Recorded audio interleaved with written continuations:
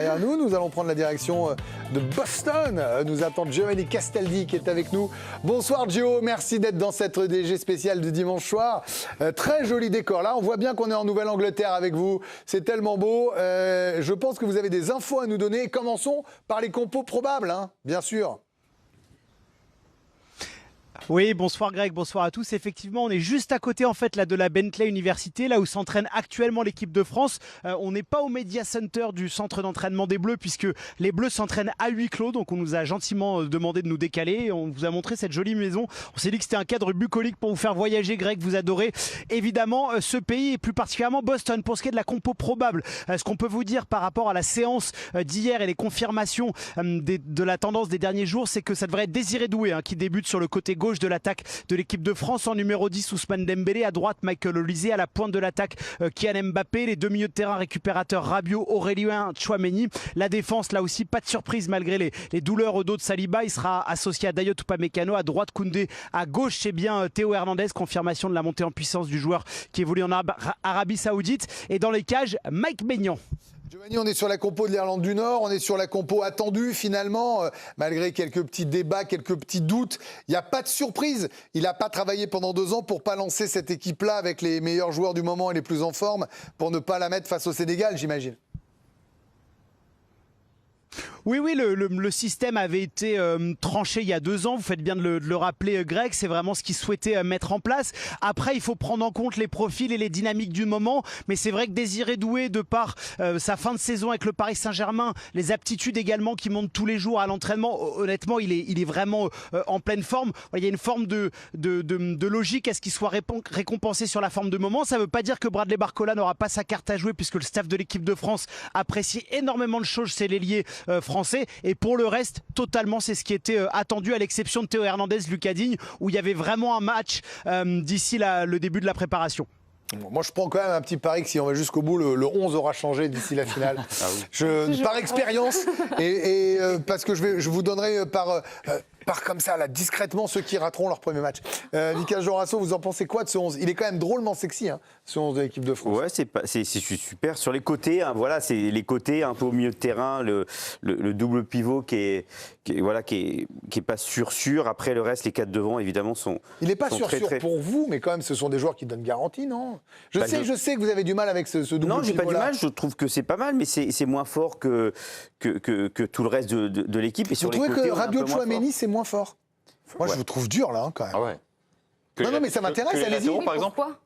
Non, les latéraux, il dit que c'est le point mais faible. même nous, quand on avait noté l'équipe, on les avait notés à 7 sur 10, enfin 7, loin des 4 devant. Qui en fait, on avait fait un jour les meilleurs du monde à leur poste, et on avait mis Rabiot et Tchouaméni entre 5e et 7e du monde. Ce qui est pas mal. Hein, à ce champion du monde en 2018 aussi, qui était Kanté, Paul Pogba. Voilà, c'est un petit peu moins fort. Et puis, il y a aussi la concurrence de Koné sur Rabiot qui peut rentrer. Sur les côtés, Malo Gusto, il a fait une bonne rentrée en deuxième mi-temps contre l'Irlande, et on a vu quelque chose d'intéressant. Donc voilà, et puis Théo Hernandez, on ne sait pas trop ce que ça vaut aussi. Voilà, il y a des petits soucis. Là, c'est compensé parce qu'on a les 4 joueurs extraordinaires devant. Après, je crois que c'est pour ça que Greg, vous dites que c'est une compo qui va vraiment être amenée à évoluer, comme toujours tenir avec Didier Deschamps. Il fait cette première. Sauf si ça fait 4-0 et que tout le monde donne confiance. Et c'est ce que je souhaite. Hein, exactement. Vraiment, après, la compétition est tellement longue là, cette année que vaudrait mieux peut-être avoir des adaptations et adapter un petit peu certains joueurs. Moi, je suis sur Doué. Moi, j'avais 0 doute parce que pour moi, intrinsèquement, il est meilleur que Barcola. Donc là-dessus, vraiment 0 doute. J'ai hâte de voir aussi les latéraux, comment ça va évoluer. Et le milieu de terrain qui était quand même un de nos points forts. Enfin, un de nos points, je dis nos points forts. Ah bah, je sais pas, on vous a adopté visiblement. Ça y est. Depuis qu'on vous a prêté Rudy Garcia, vous êtes chez nous. Vous avez basculé.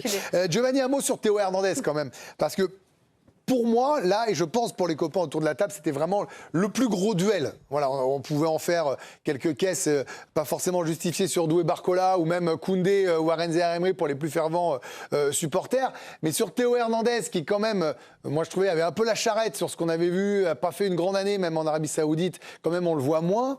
Digne, c'est vrai qu'il a connu une fin de saison, c'est pas le meilleur momentum, mais enfin il est souvent fiable. Pourquoi est-ce que c'est lui qui est titulaire ? Parce qu'il est digne de confiance. En fait, il y a une forme de complémentarité également avec Désiré Doué, dans la mesure où le sélectionneur de l'équipe de France devrait opter pour le choix du numéro 14 du Paris Saint-Germain. Désiré Doué a un profil où il demande souvent le ballon dans les pieds, il est attiré vers l'axe et il dribble. Théo Hernandez, de par son profil, est beaucoup plus offensif que Lucas Digne. Il est capable de fixer, quand l'équipe de France a beaucoup le ballon sur les séquences de possession, vraiment au poste d'ailier gauche, ce qui apporte de la largeur. Je pense que si le staff de l'équipe de France avait opté pour Bradley Barcola, son meilleur binôme aurait été Lucas Digne. C'est souvent le cas, on en parle en charnière centrale au milieu de terrain, et peut-être que les anciens pros en plateau pourront confirmer. On doit souvent associer des pairs dans le football, et à mon sens, Théo et Doué sont plus complémentaires dans leur profil. Mon avis cash, puisque là, pour le coup, si vous l'avez interpellé, il est seul. J'ai plutôt tendance à penser que Théo Hernandez, il pique plein axe, en fait. C'est un joueur, c'est pas du tout un joueur qui déborde. Ouais, et donc, je suis pas tout à fait d'accord avec. C'est intéressant, allez-y. Au Milan AC, la force de Théo Hernandez, c'était de rentrer plein axe, comme les latéraux modernes aujourd'hui. Donc, oui, il est plus complémentaire avec Barcola, qui va fixer côté et lui rentrer intérieur. Joe, c'est intéressant ce que nous dit Vikash. Votre désaccord m'intéresse.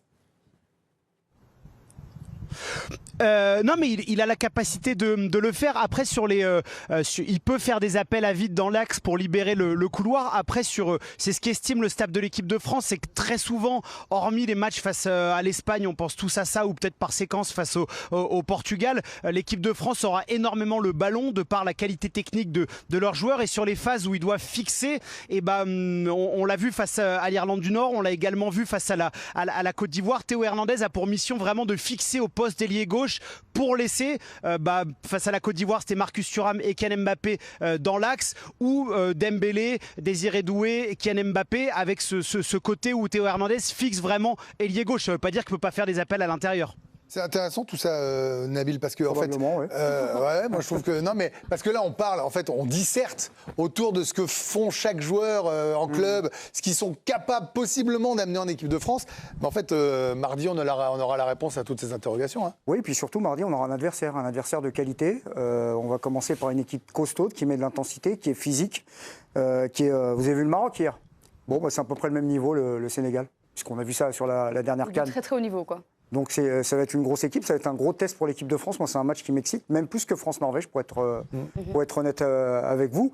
Après, moi, je crois que de toute façon, quand tu es en équipe de France, tu es un joueur de très haut niveau. C'est-à-dire que, effectivement, il y a des affinités, des complémentarités, des automatismes, mais tu dois être capable de tout faire. Théo Hernandez, si on lui met Doué devant, il s'adaptera à Doué. Si on lui met Barcola, il fera avec Barcola. Donc voilà. Donc moi je trouve cette équipe excitante.